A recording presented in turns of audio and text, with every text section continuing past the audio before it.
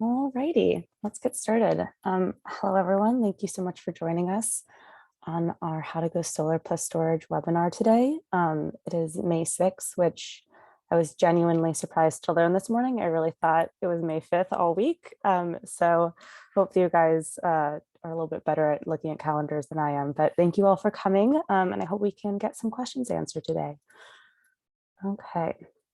So the agenda for today, we're just going to go over some things very basically, but how solar works, going over whether someone's individual setup is right for solar, some energy storage initiatives, and then getting started. So these are the things we'll be covering today.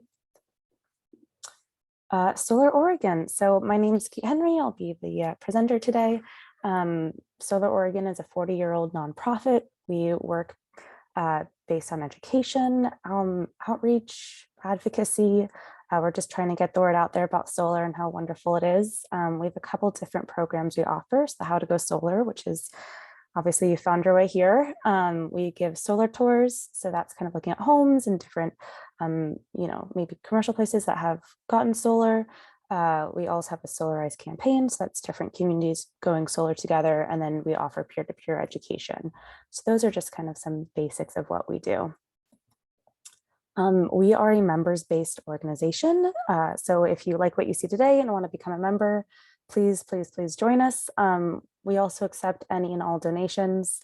It really helps us make our work be possible. So if you like what you see today and you want to contribute, that'd be wonderful. Or if you have someone that you think might be interested in becoming a member, spread the word. We're always looking to grow. You can also follow us on social media and Eventbrite. We post on there if we have any upcoming events.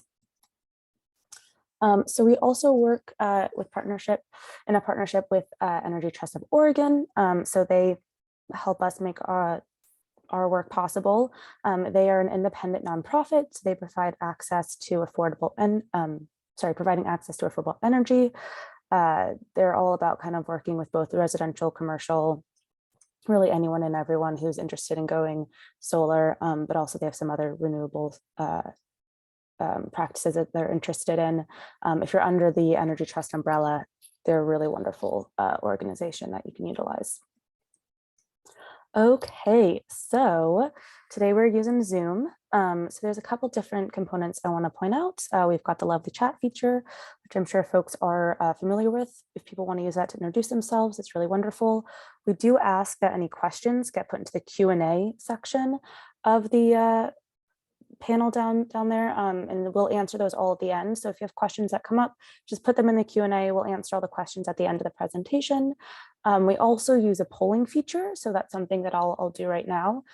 So we have some pretty basic polls that I will launch. And so this first poll is we just kind of want to see where folks are coming from. So if folks don't mind participating, just let us know where you're joining us from. And I'll let this go for about 30 seconds. Oh, also, I should mention, Zach posted in the chat, my coworker Zach did, some of the links that can let you folks find our work, and then also some links for the Energy Trust website. So thanks, Zach. Alrighty, about 5 more seconds on this. Okay, so it looks like most folks are joining from Portland in the Willamette Valley. That's great. You've got some Southern Oregon in another state. So whoever's out of state, if you don't mind, if you're brave enough, if you want to say where you're coming from, that'd be awesome, just so we can see where everyone's. If you want to post that in the chat, we'd just love to see that. I'm going to post the second poll. So this is just some demographics. So if you could just go through just whatever you're comfortable telling us, it's always helpful.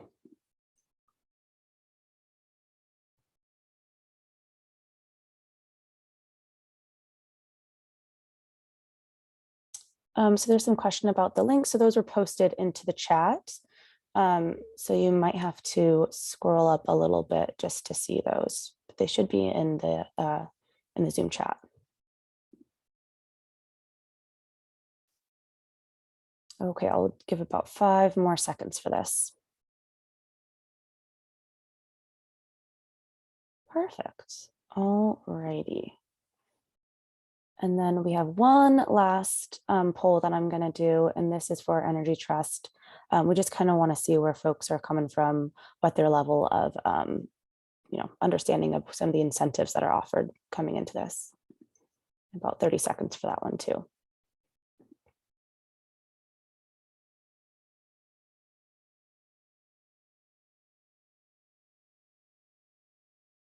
Oh, Virginia Beach. Oh, very cool. All right, it looks like Zach sent those posts in again. Okay, perfect. Arlington, Virginia, very cool. I went to school at Georgetown in DC, so I'm pretty familiar with Arlington. That's great. All righty, I'm gonna let this go for a little bit longer. Okay, excellent. Well, thank you everyone who participated in that. We really appreciate it. Without further ado, let's get into the content. So we're going to start off with just kind of going over how solar works. So there's a couple just kind of key components to a solar system. So you have that photovoltaic panel, that solar panel, the PV panel that I'm sure comes to all of our minds when we think about solar. So that collects DC energy, which has to be converted to AC energy because AC energy is what we use in our homes. So part of that system is there's an inverter or a microinverter. And that microinverter is connected to your home electrical panel, which is then connected to a utility meter, which is connected to the grid. And this utility meter, we'll get into it a little bit later, but it's different than your standard utility meter because it goes two ways. So it's communicating from your home to the grid, but also from the grid to your home. And this is a key component that we'll get into later. So those inverters, what that's doing is that's taking the DC energy and it's converting it to AC energy so it can be used in your home. There's two kind of standards for inverters. If we look here on the left side, there's a little bit of a bigger inverter. So that is connected to your electrical panel. The one that's pictured here is a little funky. Usually these are connected to your electrical panel somewhere inside your home. This one is pictured outside. So this is not, definitely not the standard. Usually it's inside your home next to your electrical panel in your basement or your garage or something like that. And then the other type of inverter we have is a microinverter. So those are those little black boxes that are connected underneath your solar panel.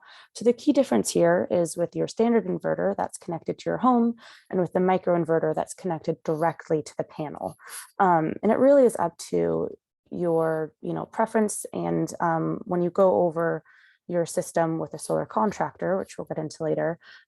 Solar contractors are the person who will help build the system. They also are a great resource throughout the process, and they'll be able to determine which one makes the most sense for your setup. There's a couple different, two main ways that these solar panels get put in. So we've got roof mounts, definitely the standard. Those are mounts that go on top of your roof. And then there's also ground mounts as pictured here. Those are on the ground. Some key differences here. Usually when folks are going one over the other, it typically has to do with space available and then also money. So there's some costs associated with both. So roof mounts, say you have to replace your roof or, you have to there's not enough space or it's too complex. We'll get into all this later. Maybe the roof mount isn't the best option, but if you have a lot of ground space, maybe the ground mount is better. With ground mounts, there are some costs associated because you have to run the panel. It has to be connected to that inverter, or even those microinverters have to be connected to your home. And so you have to trench copper wire underground, and that copper wire can be pretty expensive. So those are just some examples why one might choose ground mounts over roof mounts. Again, roof mount is definitely the standard, especially in cities, just because if you think about using space efficiently, it's really a great option. But ground mounts, are definitely an option too. Okay, net metering. Okay, so I was talking about that two-way utility meter, and that really goes into net metering. So to explain this, let's just start off going over kind of what we're looking at here. So we've got gaining credits, using credits, and then we've got summer months, winter months. And then if you look at the y-axis and the x-axis, we have the amount of electricity being used. And then we also have the produced solar and then the consumed in the grid.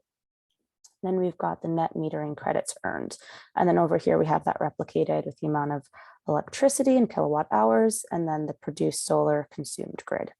And so what net metering is during these summer months, you're going to be producing a lot of solar power because it's longer days, you get more sunlight. And so the power you're producing from the solar is going to be more than the power you're consuming from the grid. So as you can see here, there's a gaining that's happening because you're producing more than you're consuming. In the winter months, kind of the reverse happens, where days are shorter, it's a little cloudier. I mean, even in spring now, it's been pretty cloudy. So, you know, in Oregon, you can never be too sure what the weather is going to be. But you're going to be producing less solar in those months. So you're going to be using more from the grid. And that's kind of just the basic standard. So summer, you're going to be producing more solar, winter, you're going to be producing less solar. And then that's going to impact the amount that you consume from the grid. So what net metering is it allows you to use that excess that you gain during those summer months. So when you were overproducing solar, that goes into, if you kind of imagine a bank, kind of creates this bank of energy. And then during those winter months, when you're producing less solar and you're consuming more from the grid, you can pull into that bank and use some of those credits that you earned during those summer months. And that's why you need that two-way utility meter, because you have to be communicating with your home to the grid, but then also the grid has to be communicating back to your home. And yeah, it's a really great system. So net metering, it runs, I believe, March to March typically. And we'll get into it a little bit more later, but those are kind of the key components with a solar system. And then overall, what we're looking at is reduced energy bill, which is always exciting. We always love less money. That's always great. Okay, so when thinking about whether your home is right for solar, there's some different aspects to think through. As I'm going through this, I really encourage folks to kind of think of their own setup and to see how what I'm saying applies to your individual home and what's going on there. Okay, so system size. This is a really important part about whether deciding your home is right for solar or not. There's some different factors that go into system size. So it's going to be based on how much electricity you consume. So going back to the concept of net metering, you don't want to be overproducing or underproducing your solar power. So you want to be able to use the system in a way where during the summer months, you're producing enough to get credits for those winter months, but you're not overproducing. And the reason why you want to do that is because net metering rolls over month to month, but it does not roll over year to year. So it's really not advantageous to have a huge, system on your house where you're producing a lot of solar. If you're not really using it, there's no point in spending all that upfront money. So you want to create a system size where you have a balance and it makes the most sense about what you're going to be consuming, but what you're going to be using. So that's something that your solar contractor will go over with you.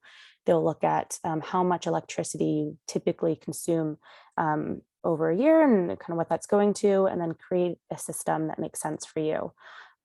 So some other factors are available space. So how much roof space if you're doing a roof, how much ground space if you're doing a ground mount, just how much space you have available, and that can also go into your roof complexity as well. And then budget. So what's your budget from the offset? There's definitely some upfront costs to solar. We'll kind of go into some incentives a little bit later, but there is an upfront cost. So how much are you willing to commit to solar? And then also just kind of aesthetics, that's a personal choice. The average size for a home, this is just a very average size, is about a 6 kilowatt system. So that's give or take, that's about 18 to 20 panels. That's a very loose average. It could be much smaller than that, it could be much bigger than that. It really does depend on your individual setup, how much size you have, how much you're consuming. So all these factors that are going to go into play when you're sizing your system. Okay, something else to think about is solar access. So if we look at this graph here, what this is showing us is the pathway of the sun during the summer months and then during those winter months. And then this is on a compass. So if we're looking at this, south is definitely by far, especially in Oregon, the best place to put solar because you have a lot of sunlight. You've got a lot of direct access to that sunlight. So east and west are both great options. South is the best. North isn't really an option here in Oregon, just because you're not going to be getting access to that sun that you can see in these pathways. So south is definitely the best, with east and west both being great alternatives as well. Okay, shade. So shade is a component when thinking about your system. It's something that your solar contractor, when you're getting a quote, they'll go over that with you. Something that's important to note is it can be kind of hard to self-assess how much shade is on your roof. You could be coming and going from your home during certain times of the day, so you only see the shade on your roof during a certain time. So something that solar contractors will do is they'll look at how much shading your roof is getting and whether it makes sense for you to go solar, and that's something that will be assessed kind of from the front. Roof complexity. So I've mentioned this a couple times. So here we've got two examples, one of a simple roof, one of a more complex roof. So a simple roof is definitely preferred. Simple roof allows you to have just as much space for the solar panels to take up as possible. Complex roofs can limit the amount of space and the amount of sizing that you're able to have. You know, it doesn't happen all the time, but some roofs are too complex to build solar on. That's definitely not common, but it does happen. And again, this is something when you get your quote, the solar contractor will go over with you. They'll be looking at your roof complexity. They'll be looking at that roof shade and all those different factors when they're thinking about giving you a quote and building on your home. So a really important feature is roof condition and age. So this is super important about whether you're deciding to go solar now, or maybe if you want to wait a little bit. So the minimum that folks should have left on the roof life is about 10 years. And the reason why this is important is, say you have 5 years left on your roof and you put a solar panel on, a solar system on. What you have to do is you have to pay to get that solar system put in. And then if you need to replace your roof, say in 5 years, you have to pay to get that solar system taken off, and then you have to pay to re-roof, and then you have to pay to put the solar system back on. So it just doesn't really make any sense. And then there are some incentives through Energy Trust where the minimum is 10 years. So that's usually a good kind of gauge. You really do want more than that. More is ideal, but 10 is kind of the minimum. If you have a metal roof, this is less of an issue.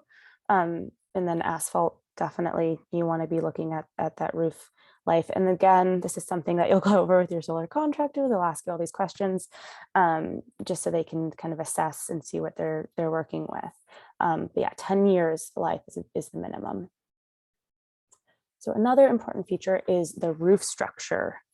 So we've got trusses, we've got rafters, and I'll go into that a little bit. But first, I want to kind of say that the people who need to really listen to what I'm about to say next are folks who live in the Portland area, because this is who it affects. This is because of some building codes in Portland. So if you live outside the Portland area, what I'm about to say might not really apply to you as much, but if you live in Portland, listen up. So we've got two kind of standard roof structures. You've got trusses, which happen typically in newer homes, rafters typically in older homes. And so trusses, you can see that they're reinforced. That's what's on the left, and then rafters is what we have on the right. If you do have an older home with rafters, sometimes if the roof span is too big, you have to have an engineer come out and look at your roof, and it has to be reinforced because of those codes. If this does need to happen, it's something that your solar contractor will look at, but you do if you do have to get your roof reinforced, it could have some added costs because you have to pay for the engineer to review your home, and then you also would have to pay to get that reinforcement put in. But it's something, again, when your solar contractor is doing that quote, they'll be looking at to see what sort of roof structure you have. And the reason why it's important, I'll just go into it a little bit, is because what they're looking at is not necessarily the weight of the solar panels on the roof and whether that's if it's too heavy for that. What they're more looking at is solar panels actually have a little bit of a gap between the roof and the panel, and wind comes between that gap and it creates a lift. So that's what they're kind of looking at, whether your roof span is enough to support that. That being said, I don't want folks who I've said, if you live outside of Portland, don't worry about this. Roofs are really stable. And so Portland just has particularly strict codes. So I don't want folks to think if they live outside of Portland, they're in danger of anything. That is not the case. Your solar contractor will look at all this for you. And so, yeah, it's just in Portland, there's particularly strict codes. And that's kind of the point I want to get across. Okay, solar plus storage. So this is a really exciting kind of new part to our programming, and we'll get into it. So storage. Let's start with energy resilience. So what is energy resilience? If we look at this picture, we'll see kind of an outage. So you have this neighborhood that's gone all dark, and then in that neighborhood, there's one house, kind of like a beacon of light, that's all lit up, and it looks so lovely. So solar resilience is that idea that during a power outage, you have the resiliency to keep functioning through it, and so your house will be lit up, and this is possible through batteries. And the relationship between solar and storage is a key one. They work really, really well together. And so this is kind of why we're teaching them in tandem. So why is energy resilience important? So there's a couple key components that go into why we need to be resilient. So the first and kind of most basic is storms and squirrels. This is the most common reason why you would have a grid come down, is because of storms and squirrels. The second is public safety power shutdowns. This is becoming more and more common, especially if you've been living in Portland or the Oregon area. I shouldn't just say Portland, but the Oregon area, especially the last couple of years with the increase in wildfires. We've been having more and more public safety power shutdowns. That's becoming more common. And then something else that has been put out as a possible risk, it hasn't happened yet, but as something that could happen, is the idea of a cyber attack. So someone coming in and shutting down the utility grid, and then that affecting folks. And then the last one, so I'm from Portland. This is something I heard about a lot growing up, was the idea of like the big one. So the giant Cascadia seismic hazard. Who knows when that's going to happen, but they have projected that when it does happen, there could be in Portland shutdowns up to 6 weeks, I believe, and then outside of Portland area, it could go on for even longer.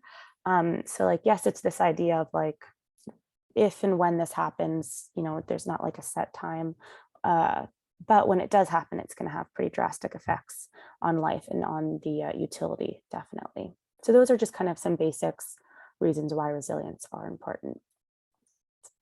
So solar and storage. So solar, as we've you're going to be getting that solar energy, which will be running your home. And then you can also use some of that energy to charge your battery.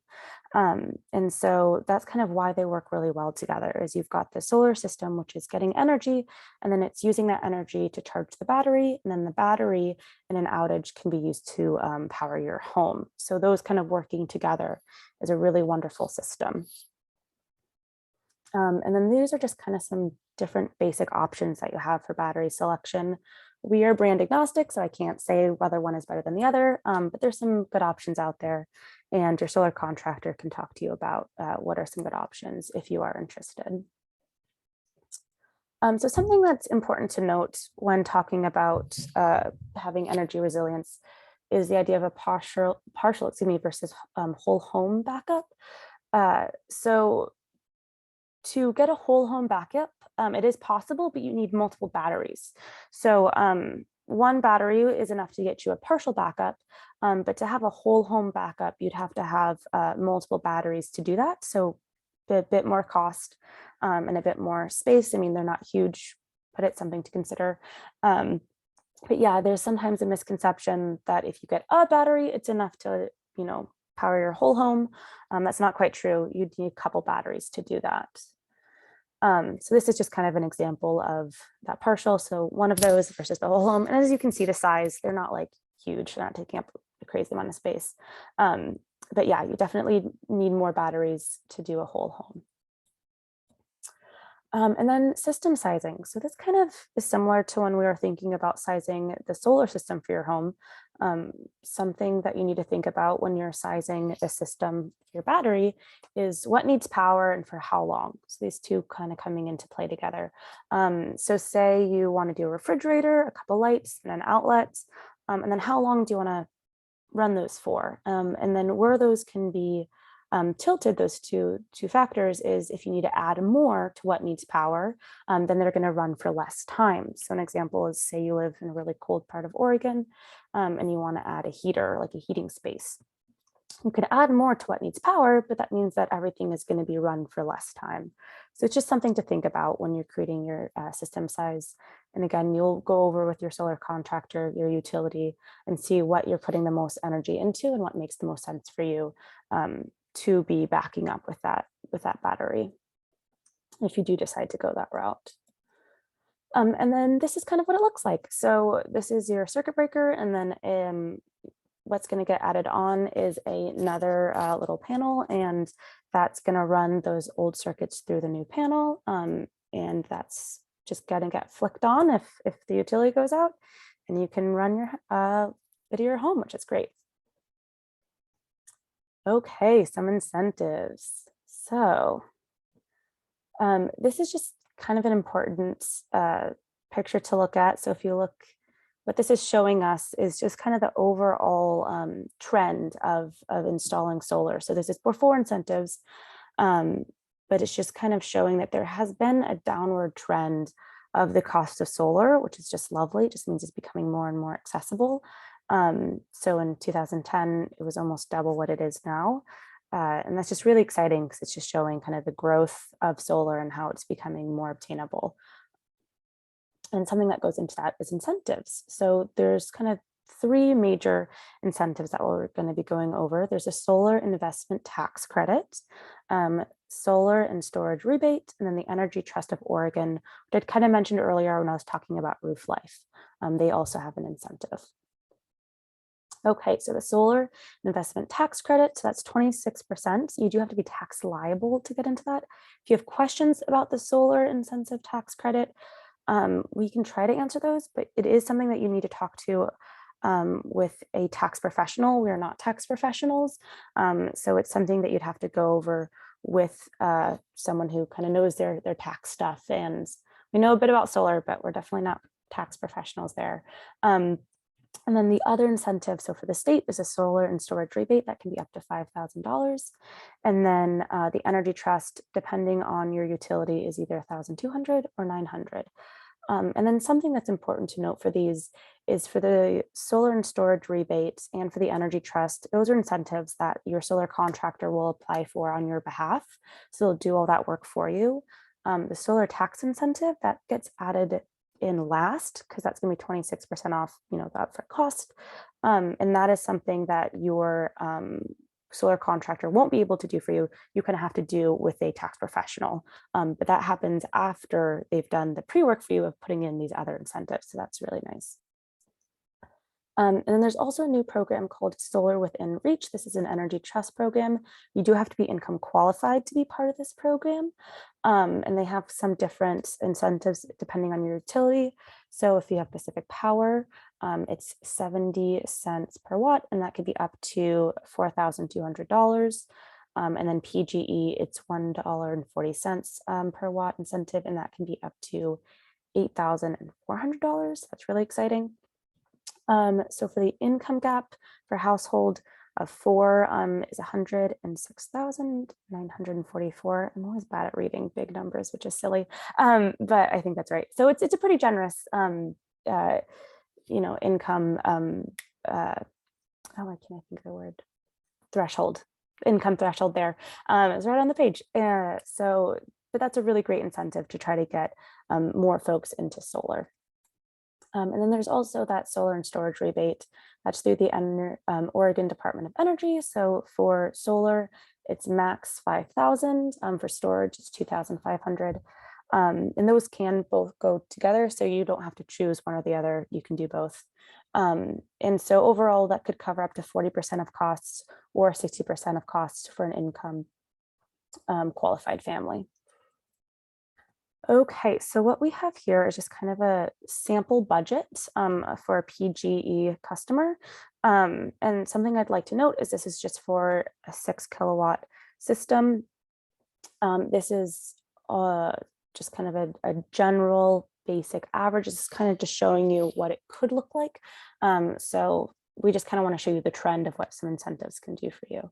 We also have 2 different categories. We've got an income qualified category and a non-income qualified category. So on the far right side is the income qualified, and then in the middle column, that is the non-income qualified.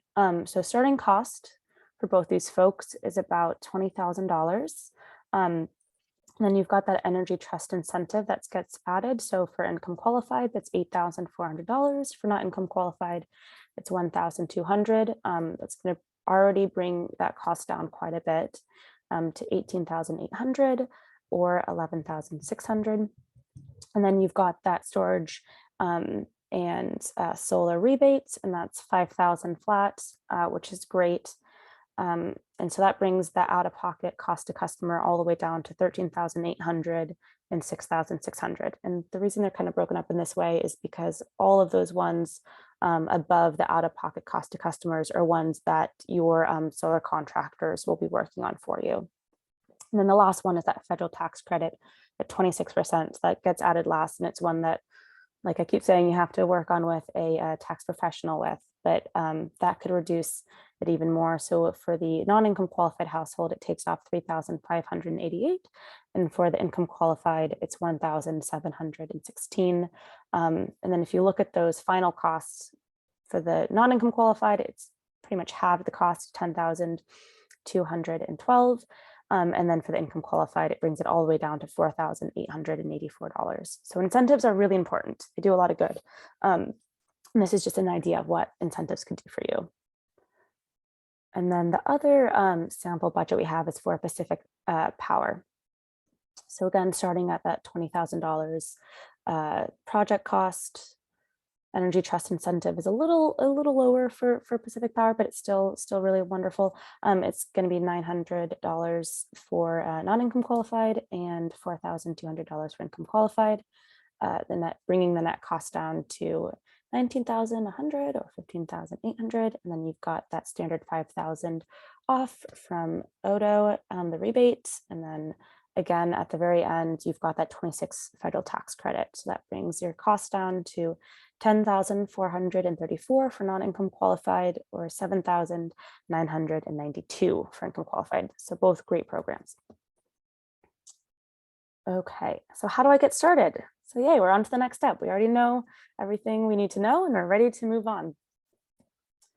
So something that's a really great tool that Energy Trust of Oregon does is they have these trade allies, which are contractors who have been approved by Energy Trust of Oregon. And so to get that Energy Trust of Oregon incentive, you do have to use these trade allies, but it's a really wonderful program because what you're doing is you're having access to professionals who are really qualified, they've been vetted, they have, the backing of Energy Trust of Oregon, so you can trust them, and then they also will provide that incentive for you. So that's really wonderful. We're also familiar with all of the Energy Trust design and installation requirements. That roof life is an example of one of them. So they know what they're doing, and it really can alleviate some concerns of trying to find your own contractor. And so to get to them, Zach is going to put this in the chat, but you can request a quote. So this is a really wonderful tool. So what you do is it takes like less than, I think it's like 5 minutes. I don't know. It's a very short amount of time. And you just put in some of your personal information, kind of what system you're working with. And you can get different bids. And so these are contractors who will get in touch with you and they'll give you some quotes for free. And we love free. And so that's a really wonderful tool that Zach's going to put into the chat. And yeah, let me see. And then once installation does happen, the contractor is going to complete all that paperwork. So you're going to do the quote, do that walkthrough. You're going to do all the paperwork. The installation itself only happens, only takes 1 to 2 days, which is awesome. They've definitely got it down to a science. And then post installation contractors will manage any inspections. For the overall timeline of installation, it does take a couple of months, and that's on the front end. So that's getting all the paperwork done, making sure, the contractors talking to the solar panel distributors and getting all their T's crossed and I's dotted. I don't think that's the right way to say it, but making sure everything's done correctly. That can take a little bit of time, but the installation itself only takes 1 to 2 days. Alrighty, and then that's going to open up our floor to Q&A. So I haven't really looked at any of those. I have been working for Solar again for about a month, so I still am learning quite a bit. I'm going to do my best to answer as many questions as I can, but Zach is my lovely assistant and will offer backup and jump in when I can't answer something. But let's get started. And then also, as we're running the Q&A, I'm going to pop another poll up there. I'm just going to let this run throughout the Q&A time. And this is just kind of our last little post survey. So we just ask that you participate in that, and I'll just leave that running. Alrighty, I see the chat has been going crazy. Okay, let's look.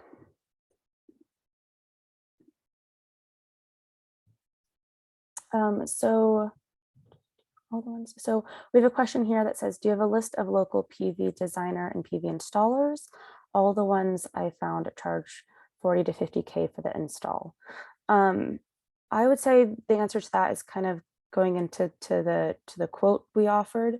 So getting in touch with some of those solar contractor allies, they'll be able to offer you some different quotes. We can't really tell you explicitly some different companies because, like I mentioned, we're brand agnostic, but that's a really great tool, and they can kind of give you a couple different quotes. You can see which one makes the most sense. Zach, anything to offer? The link's in the chat. Links in the chat. All right, great. Cool. Do you have any comments on Tesla's solar roofs? So we actually have a webinar on that. So if you go to our YouTube page, you can see an old webinar we did. Solar roof is a really cool kind of new innovative thing. They're definitely not too widely accessible right now. They're a really awesome idea. I think Zach was saying the other day that he knows of like 3 homes who have solar roofs. So what solar roofs are, it's the idea of using kind of these solar shingles. And so you've got these kind of smaller PV panels that then take up the whole roof. So it's a really cool idea. It's just not super accessible right now. But I know that Tesla is also not the only company developing. I know there's some other companies that are developing solar roofs. Zach, anything to add? Yeah, solar roofs are, if you're not familiar, this is the idea that, you look at a solar system, you see the panels on the roof. A solar roof is the idea where the actual roof is producing your electricity. And so, of course, Tesla solar roof is an option. And as Kate mentioned, we do have material in our YouTube. I just put the link in the chat to the YouTube there, and you can try to find that. That is a little bit old at this point. It's probably over 1.5 years old. There are companies, developing or refining their technologies. I would say that the hype for solar roofs, while they are exciting technologies, the hype came a lot sooner than the actual technology. So it's not something that's standard in the market right now. So basically, yeah, that's basically the situation there. Okay. And there's a couple really good questions from Rob, which I'm kind of reading through. I'm going to try my best, but I think, Rob, for a couple of these questions, Zach's, I'm going to pass it off to him, but I will do my best. So the first one is, the battery charges all day and is full. When the sun goes down, does the battery run the house before using the grid power? I believe the answer Oh gosh, see, I thought I had an answer, but maybe I don't want to give you the wrong one. So I might just immediately send that to Zach because I thought I knew, but now I'm second guessing myself. So Zach, what are your thoughts on that? Sure. So when you get a battery, your battery will likely have several different modes of operation that you can toggle between, sometimes with an iPhone app. And these modes include being as prepared as possible for a grid outage. So that's the backup power mode, so that when the grid goes down, your battery is fully charged and it just stays fully charged and waits for the grid to go down. There's another mode where you are selecting for self-consumption, and that is if you have solar and storage. And self-consumption means that you are using your own electricity from your solar panels. And so it will charge up your battery like you are suggesting in your question from your solar panels. And then when the sun goes down, you'll use that electricity. And that's how that mode works, because there are a lot of folks who want to do something like that. So you have a couple of options. And the great thing is that you can switch and choose because you're not always expecting a power outage. So maybe you want to do self-consumption 90% of the time, but when you see a big snowstorm or a big windstorm coming in the weather forecast, you can just switch your battery to backup mode, and then you should be all covered if you're expecting an outage because of that. And then Rob, you also had a question here that says that is 26% of cost of the solar install. Would batteries be included in that? And so yes, the 26% is the cost of solar install. And I do believe batteries are included in that. Yes, Zach is giving me a nod. So again, that kind of happens at the end. So if you also want to do that solar and storage rebate, that's the 2,500, that will get put in first. And then at the end of your overall cost, it's the 26%. So I do believe it's billed together and not separately. So it wouldn't be like the solar system and the battery. It'd be for your whole solar and storage universe. Is that correct? Cool. Maybe universe isn't the right word, but it's the one I chose. Okay, Robbie also asked, I'm on Hood River Electric Co-op, excuse me. Is there a standard for the co-ops? Zach, I'm gonna let you take this one. So it depends what you mean by standard, but I assume you're talking about what are the incentives available and what is the net metering policy available. So the incentives from the federal government are going to apply anywhere. It doesn't matter if you're in a big utility or part of a small co-op. So that's great. The state incentive, the solar and storage rebate, will also apply anywhere in the state. So you should be just fine with that. The energy trust incentive, including the solar within reach incentive, does not apply if you're in a co-op. That's only if you're a customer of Portland General Electric or Pacific Power. And additionally, I would say that you should look into, I believe that Hood River Electric Co-op has a decent net metering policy, but I don't actually know specifically. You should check what their net metering policy is, because not all net metering policies are created equal. And so it's just a matter of maybe checking. The easiest way to check all that info from a single source is to talk to a contractor who operates in your area, and they'll be able to tell you because they deal with that on a daily basis. Okay, and then Rob, for your last question, what are the income qualified cutoffs? I don't know that information off the top of my head. I do know that that information, if you're wondering about that for the solar within reach, that will be on the Energy Trust website.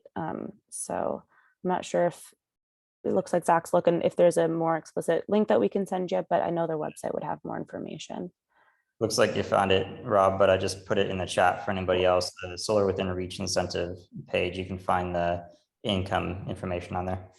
Perfect. Okay, awesome.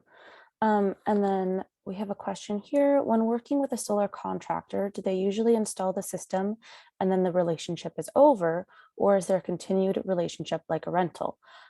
So I believe that, yeah, that relationship does continue. They'll be the ones who kind of can come in and do any sort of maintenance that needs to happen. You also have the option to sign a warranty for your solar system. So they'll be the ones who use that, who are making sure that's done correctly. Yes, so it is a continued relationship, Zach. Yeah, so your contractor, you can expect them to be there for you if you need maintenance. I think what you're asking in terms of a relationship like a rental, you might be asking about solar leasing, which is another type of way to go solar, another way to arrange the solar ownership structure. And so typically you will pay the contractor to install your system, then you will own the system, you'll own all the electricity that comes off of it. And you'll have to pay the upfront cost, but then you get all that benefit and the ownership that comes with that.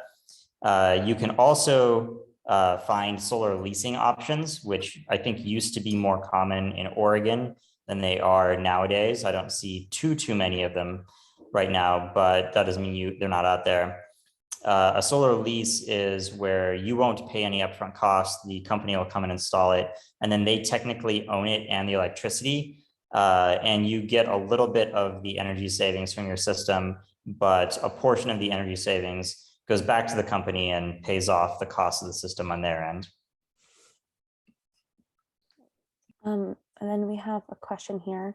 Do you have examples of how long it takes to pay off it takes to pay the system off? So this question is kind of difficult to answer only because system sizing is really varied. So it really does depend on individual system size. There's also folks who prefer to pay for everything up front. So that's an option. You can, I believe, take out some loans to create a system. But it's kind of a subjective answer. It's hard to give like an explicit timeline, but Zach might have some better examples. So it does vary, and it does vary based on the incentives you have access to. And then also, if you were to take financing, that increases the overall cost of the system because you're adding a little bit of interest on there as well. So if you're looking at a standard system and you have access to the standard incentives in Oregon, including the Energy Trust of Oregon incentive, and the federal tax credit and the solar plus storage rebate, but not the solar within reach incentive, you might be looking at around a 10 or 11 year payback. If you are eligible for the solar within reach incentive, then the payback is going to be different. It's going to be shorter, and it's going to be different between Pacific Power and Portland General Electric, because those are two different incentive rates. I think that if you got it down, if you were in Portland General Electric, I think the payback, standard payback might be around 5 years, but don't quote me on that. So that's roughly the range, is maybe 5 to 11 years based on the incentives. Okay, and then we have a question here. I have a Solar City 5-panel passive array on my roof, 1.5 kilowatt, and contribute to the Pacific Power grid. I also have another south-facing roof plane on my house with no solar panels. Is it possible to add battery storage to my current passive system? So yeah, you can add a battery to a system that's already in place. That's really easy to do. Yeah, I'm trying to think if there's anything else. Yeah, it's definitely possible to do, and they can come in and get that set up for you. You can, whoever you contact for your battery can send out some installers and get that rigged up. Anything, Zach? Yeah, adding battery to solar is definitely possible. I'm not sure what you mean by passive in this context, because it sounds like it's an electric system and not a thermal system, because it's 1.5 kW. And of course, you don't add a battery to a thermal system, but I don't think that's what you're asking. In terms of,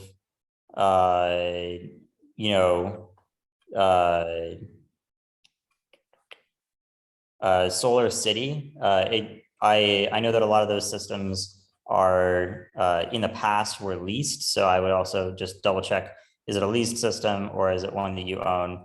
And I'm not sure how it works adding a battery to a leased system.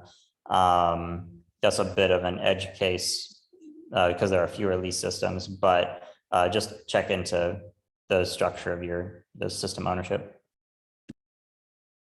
Okay, and then the next question is, what is the general price range for a single battery?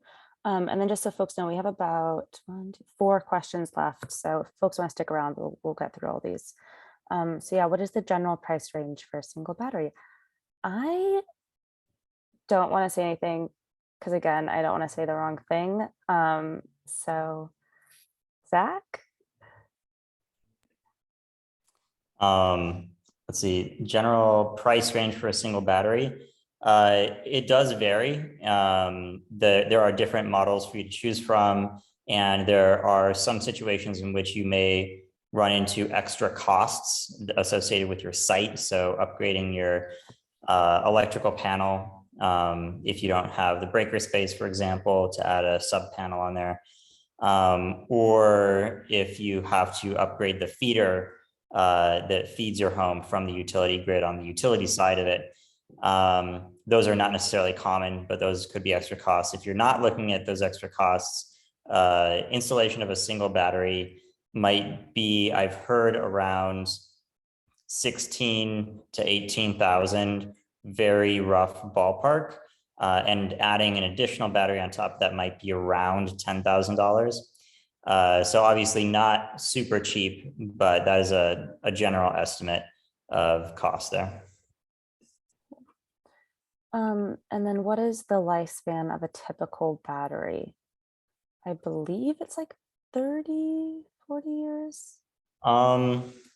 Batteries are evolving quickly enough that it's really hard to say because it's typically measured. So there's 2 answers here. One is that the technology is new, and when technology is new, it's often a little bit speculative how long it lasts. However, batteries do come with a rating of lifespan based on number of cycles. And so a cycle is charging the battery all the way up and running it all the way down between 2 specific charge points that are kind of however your battery is designed, what those charge points are.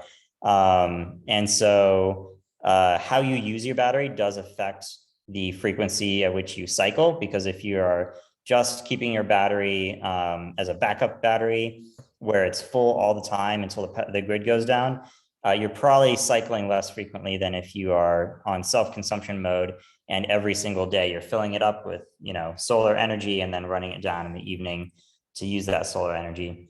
And I wish I could give you a specific, that roughly translates to this many years, but I don't know that in particular. Right.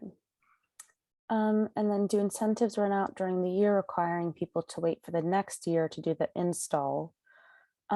I do not believe it is year to year, but it's more to do with just what incentives are available. So I know that the tax credit, I know that is changing. So I believe in 2024 it's going down, and I'm blanking on the number now. So that's something that happens. And then for those other incentives, yeah, I don't think it's necessarily year to year, but my understanding is it's just whether it's available because they kind of come and go. Zach. Yeah, so the incentives overall, their magnitude does change over time, just based on the way of how laws were passed originally. So that's what Kate was talking about with the federal tax incentive. If you're wondering if incentives are replenished on an annual basis and then typically run out during the year, neither that's certainly not true of the federal tax credit, because that's a tax credit. The state incentive does run out periodically and is replenished, though that's done in the legislature and it's kind of on an ad hoc basis, and it's not really on an annual basis. Right now, there is plenty of money, especially in the low income bracket. And I don't think it will run out anytime soon, and contractors aren't really, communicating that there is any risk of that right now. from their perspective either. The energy trust incentives, typically they have different funding tiers. So energy trust will allocate a large amount of budget overall for the whole state to access a particular incentive. And then this first chunk of it will be used up at first, and it will be at a certain rate, because you remember energy trust incentives are dollars per watt. And so maybe it's like 70 cents per watt. And then the next tier after the first one runs out might be a little bit less. Maybe it's like 65. Don't quote me on those numbers, but so it doesn't run out. And the energy trust incentives are also consistently replenished, though there are those tiers of how many dollars per watt, which doesn't matter if you're going for a larger system anyway. But if you're right on the edge of the size of system, you need to take full advantage of the incentive. That's where that would matter. Okay, and it looks like a question just got added. But are there solar within reach incentives for businesses? I believe yes. No, there's not. But there are some incentives, I think, for commercial. There are like commercial incentives, and I think possibly specific nonprofit incentives. But there are other incentives for businesses, but the solar within reach is residential. Yeah, so Susan, feel free to get in touch with us if you have other specific questions, and obviously a solar contractor will be able to help you navigate that. But the main incentive for businesses is something called maker's depreciation, modified accelerated cost recovery system. And that has to do with the tax liability for your system, because as a business, you will have that tax liability, which residential customers don't have. That depreciation rate is vastly accelerated for solar as an incentive to you, meaning that overall you have a lot less tax liability for your solar system. And there are also grants that are available, as well as incentives for nonprofits from Energy Trust of Oregon. So reach out, and happy to point you in the right direction. Can anyone hear any noises? Zach, can you hear anything going on upstairs? No. No. Okay, great. Looking at the total material cost for a system, what is the percentage for the solar panels versus the storage battery? So I think that's asking kind of the breakdown in overall costs if you do go for both the solar and the storage. I'm gonna keep giving the answer I'm giving, and then I'm sure Zach will have a follow-up, but I think it really does depend on the system size. So it really is dependent on what your utility is, what your contractor, kind of some different quotes, all those different kind of, when we're thinking about, you know, going, if solar's right for you, those are all different factors that play into costs. And so it's really individualized. So it's hard to say kind of the exact percentage. But as we keep establishing, there's incentives for both. And so it is definitely a good option. But I'm just not sure if I can give you that exact percentage, just because it really is based on the individual. Shooting it over to you, Zach. Oh, got a thumbs up. Okay. Okay, and then the last question is, any recommendations for DIY communities or self-installers? Which incentives are available for DIYers? So I know that the Energy Trust of Oregon, you have to use those solar, the allied contractors. So to get that, you wouldn't be able to if you're doing your own system. For the storage and storage rebates, I'm not sure. So Zach might have to handle this one. I know that there's definitely less incentives, but I'm not sure which ones are available if you're doing your own system. Yeah, that's a good question. It is much more common that you will pay someone to install your system. The DIY solar community is pretty small. However, it does exist, but we just don't. I don't keep as up to date with that because we mostly serve folks who are using solar contractors as the main part of the market. So I believe that the state rebate, you also need to use a qualified contractor, though I would say don't quote me on that, and information is probably available on the Oregon Department of Energy website. Okay, well, those are all of our questions. There are a couple in the chat. Okay, do you want to go through those? Or there's one, I think. So Elizabeth asked, what type of net metering does PGE utilize for retail, avoided net cost, time of use? And I think that the question here is about net metering and how that works with different rate structures that you can choose. And so as a customer of a utility, you are subscribed to a specific rate structure. And that might be that you pay a certain amount of money for every kilowatt hour. Doesn't matter what time of day you use it, doesn't matter when you use it. There are commercial rate structures. There's also things called time of use, where maybe electricity is more expensive at one time of the day and less expensive at another time. Net metering, I know, works with, I believe, with any of the rate structures available.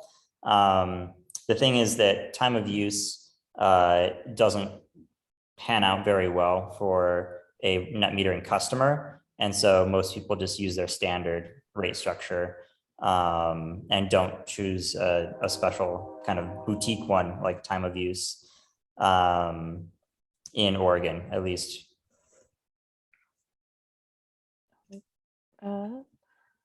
Elizabeth, you raised your hand. Do you have a follow-up question?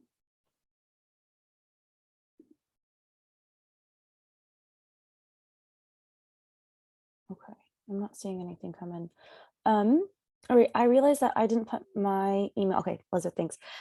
My email, so this is Zach's email. As you can tell, he's knows a lot. I'm going to put my email also in the chat, just in case anyone has any follow-up questions for me, if I can be helpful to anyone. I want to make sure you folks have access to that. And then this, we will be putting this webinar on our YouTube channel, so you can access it there. Any other end of the things? Nope. Okay, well, thank you all so much for sitting through that Q&A and that presentation. I really appreciate everyone, you know, taking the time today. So I hope you folks have a good Friday and happy weekend. All righty. Thanks, Kate. Yep.